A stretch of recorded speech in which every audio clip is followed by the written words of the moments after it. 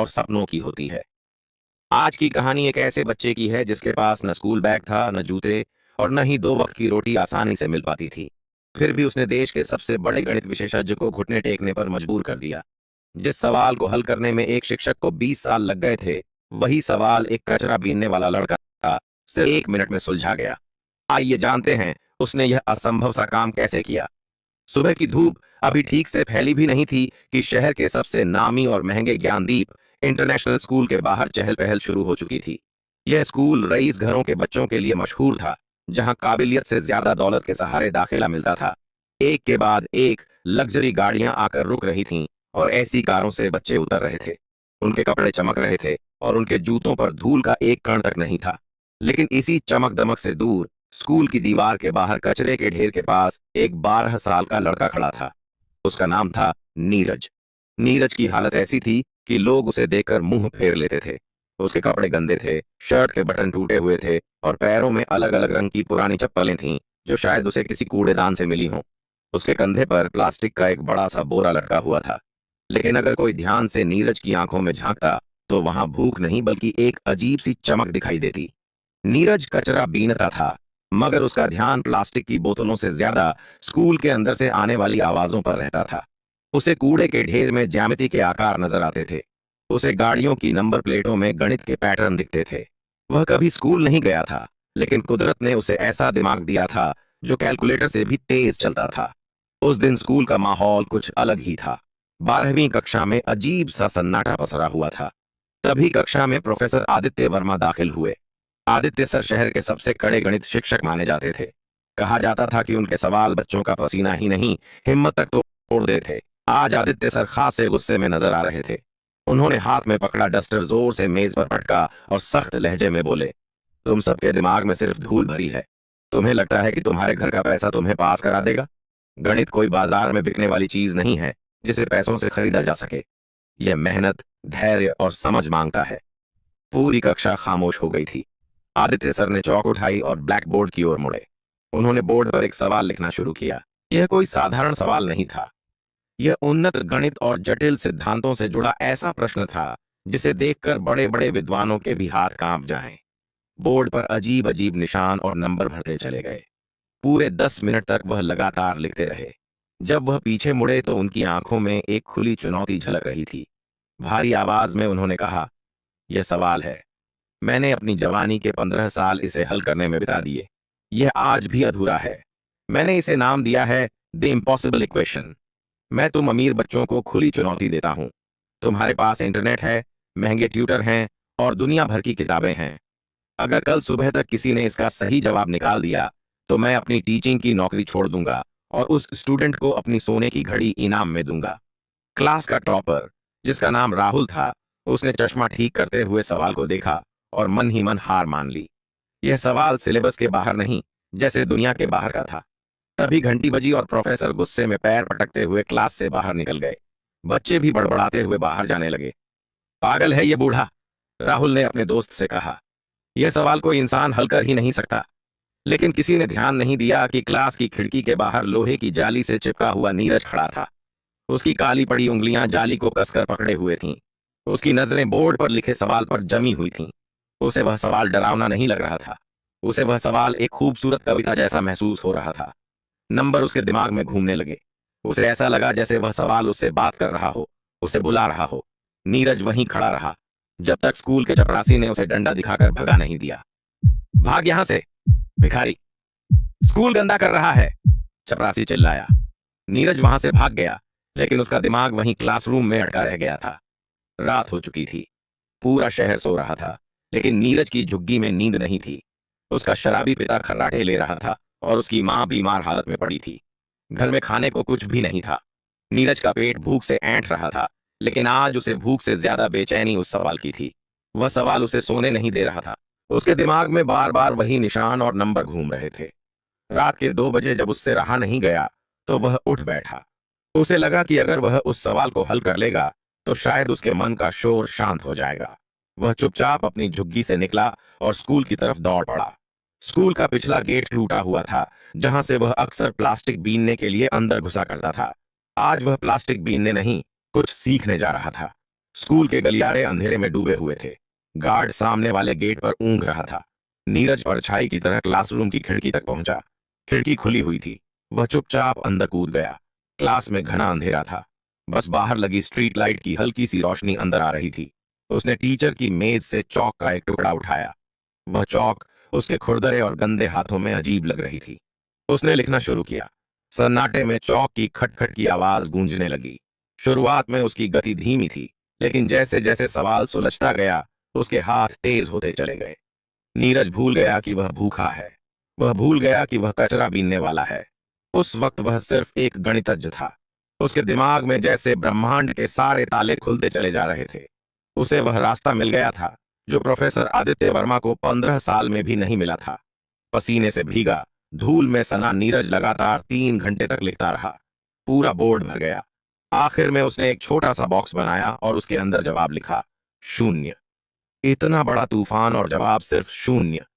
नीरज पीछे हटा। उसने बोर्ड को ध्यान से देखा और उसके चेहरे पर ऐसी मुस्कान फैल गई जो शायद उसे पेट भर खाना खाने पर भी न मिलती। उसने चौक वापस रखी, खिड़की से कूदा और रात के अंधेरे में अपनी दुनिया यानी कूड़े के ढेरों की तरफ लौट गया। अगली सुबह ठीक 8 बजे प्रोफेसर आदित्य वर्मा क्लास में आए।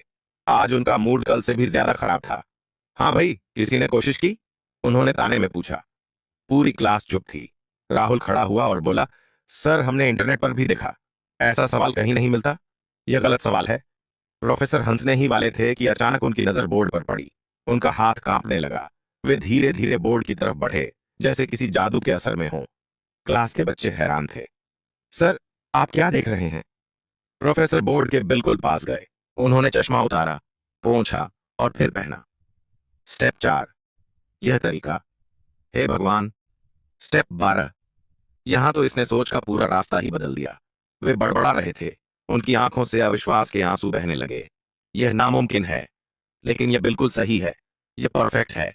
वे अचानक पलटे और जोर से चिल्लाए, किसने किया यह? झूठ मत बोलना। तुम में से किसकी इतनी हिम्मत है कि मेरी 15 साल की मेहनत को एक रात में सुलझा दे? पूरी क्लास में सन्नाटा छा गया। राहुल बोला, सर हम कसम खाते हैं, कल शाम जब हम गए थे तब बोर्ड बिल्कुल खाली था। रात में क्लास बंद थी। प्रोफेसर ने अपना सिर पकड़ लिया। कोई तो आया था, कोई ऐसा जिसका दिमाग आइंस्टीन जैसा तेज है। यह लिखावट देखिए। यह किसी सधे हुए छात्र की नहीं है। यह किसी आजाद हाथ की लिखावट है। उन्होंने तुरंत प्रिंसिपल और सिक्योरिटी को बुलाया। सीसीटीवी फुटेज चेक किया गया। ब्लैक एंड व्हाइट स्क्रीन पर रात के 3:30 पर एक छोटी सी परछाई खिड़की से कूदती हुई दिखाई दी। उसके कपड़े फटे हुए थे और बाल बिखरे हुए थे। वह लड़का बोर्ड के पास गया और जैसे पागलपन में लिखने लगा। प्रिंसिपल ने फुटेज को झूम किया। अरे, यह तो वही कचरा बीनने वाला लड़का है जो कल गेट पर खड़ा था। प्रिंसिपल ने मुंह बनाते हुए कहा, गार्ड, जाओ पकड़कर लाओ उसे। जरूर चोरी करने आया होगा और बोर्ड खराब कर दिया। रुको। प्रोफेसर आदित्य वर्मा जोर से बोले, अगर किसी ने उसे चोर कहा तो खैर नहीं। उसने चोरी नहीं की है। उसने तो इस स्कूल को और मुझे एक नई दिशा दी है। उसे इज्जत से मेरे पास लाओ। थोड़ी देर बाद 2 गार्ड नीरज को पकड़कर स्टाफ रूम में ले आए। नीरज बुरी तरह डरा हुआ था। उसे लग रहा था कि चोरी छिपे घुसने के जुर्म में उसे पुलिस के हवाले कर दिया जाएगा। उसके कपड़े गंदे थे और शरीर से बदबू आ रही थी। स्टाफ रूम में बैठे दूसरे टीचर्स ने नाक पर रुमाल रख लिया, लेकिन प्रोफेसर आदित्य अपनी कुर्सी से उठे और सीधे नीरज के पास गए। नीरज ने हाथ लिए। साहब, माफ कर दो। मैंने कुछ चुराया नहीं। मुझे बस वह सवाल परेशान कर रहा था। मुझे लगा मैं उसे ठीक कर सकता हूँ। चौक भी मैंने वापस रख दी थी साहब। मुझे मत मारो। उसकी आंखों में आंसू थे, गरीबी और बेबसी के आंसू। प्रोफेसर की आंखें भी भर आईं। उन्होंने नीरज के गंदे हाथों को अपने हाथों में ले लिया। वे हाथ जो शायद कभी साबुन से ठीक से नहीं धुले थे, आज एक प्रोफेसर उन्हें सम्मान से छू रहा था। बेटा, तुमने कुछ नहीं चुराया, बल्कि तुमने तो मुझे वह दे दिया है जिसे मैं पूरी जिंदगी ढूंढता रहा। प्रोफेसर ने पूछा, तुम्हें यह सब किसने सिखाया? तुम स्कूल नहीं जाते? नीरज ने सिर झुका लिया। साहब, स्कूल जाने के लिए पैसे नहीं थे। कचरे में पुरानी किताबें मिल जाती थीं। रद्दी वाले की दुकान पर बैठकर पढ़ लिया करता था। लोग कहते हैं कि मैं पागल हूं, क्योंकि मैं दीवारों पर नंबर लिखता रहता हूं। मुझे लगा मैं गलत करता हूं। प्रोफेसर ने उसकी ठुड्डी पकड़कर उसका चेहरा ऊपर उठाया। तुम पागल नहीं हो नीरज। तुम जीनियस हो। तुम वह हीरा हो जिसे दुनिया ने कीचड़ समझकर फेंक दिया था। प्रोफेसर उसे लेकर क्लासरूम में पहुंचे। वही क्लास जहां अमीर घरों के बच्चे बैठे थे। नीरज दरवाजे पर ही रुक गया। अंदर आओ, प्रोफेसर ने कहा। जैसे ही नीरज अंदर आया कुछ बच्चे हंसने लगे। अरे, यह तो कचरे वाला है, कितनी बदबू आ रही है। प्रोफेसर ने डस्टर जोर से पटका। खामोश, अपनी जुबान बंद रखो। आज इस कमरे में अगर कोई सबसे अमीर है तो वह यह लड़का है। तुम सबके पास पैसा है, लेकिन इसके पास वह दौलत है जिसे खरीदा या बांटा नहीं जा सकता। प्रोफेसर ने चौक नीरज के हाथ में दी। नीरज, क्या तुम इन्हें समझा सकते हो कि तुमने आखिरी स्टेप कैसे किया? नीरज ने कांपते हाथों से चौक पकड़ी। पहले उसे डर लगा, लेकिन जैसे ही चौक बोर्ड पर चली, उसका डर खत्म हो गया। वह समझाने लगा। उसकी आवाज में भरोसा था। उसने बताया कि कैसे उसने हवा की गति और समय के सिद्धांतों को जोड़कर उस सवाल को हल किया। जब उसने बोलना बंद किया, तो क्लास में सुई गिरने जितनी शांति थी। जो बच्चे उसे बुरी नजर से देख रहे थे, अब उनकी आंखों में इज्जत और हैरानी थी। प्रोफेसर आदित्य वर्मा ने अपनी कलाई से सोने की घड़ी उतारी और नीरज की कलाई पर बांध दी। घड़ी नीरज के पतले हाथ के लिए बहुत बड़ी थी, लेकिन उसकी चमक नीरज के आने वाले कल से कम नहीं थी। प्रोफेसर ने कहा, आज से तुम कूड़ा नहीं उठाओगे, आज से तुम कलम उठाओगे। तुम्हारी पढ़ाई, तुम्हारा खाना, तुम्हारा रहना, सब मेरी जिम्मेदारी है। मैं देखता हूं कौन तुम्हें रोकता है। नीरज रो पड़ा। वह प्रोफेसर के पैरों में गिर गया। साहब, मुझे बस पढ़ने दें। मुझे भूख नहीं लगती, मुझे बस सवाल हल करने हैं। प्रोफेसर ने उसे उठाया और गले लगा लिया। उस दिन उस महंगे इत्र से महकते स्कूल में एक पसीने और कचरे की बदबू वाले लड़के ने सबको इंसानियत का पाठ पढ़ा दिया। स्कूल के बाद नीरज बाहर निकला। उसने अपना पुराना गंदा बोरा उठाया। उसे एक बार देखा और फिर वहीं डस्टबिन में डाल दिया। यह सिर्फ एक बोरा नहीं था, यह उसकी पुरानी जिंदगी थी, जिसे वह हमेशा के लिए छोड़ रहा था। नीरज ने आसमान की तरफ देखा। वह चमक रहा था, बिल्कुल अपने नाम की तरह। दोस्तों, यह कहानी हमें बताती है कि टैलेंट किसी महल का गुलाम नहीं होता, वह झोपड़ियों में भी जन्म ले सकता है। हमारे देश में न जाने कितने नीरज हैं जो रोज कूड़े के ढेर में अपना बचपन और टैलेंट खो रहे हैं।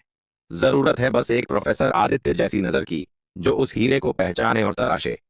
अगर आपके आसपास कोई ऐसा बच्चा है, तो उसे बुरी नजर से मत देखिए। शायद उसकी आंखों में भी कोई सपना पल रहा हो। गरीब होना कोई पाप नहीं है, लेकिन एक टैलेंटेड बच्चे को गरीबी के कारण खो देना समाज का सबसे बड़ा पाप है। आपको यह कहानी कैसी लगी? क्या आपने भी कभी किसी छुपे हुए टैलेंट को देखा है? कमेंट करके जरूर बताएं।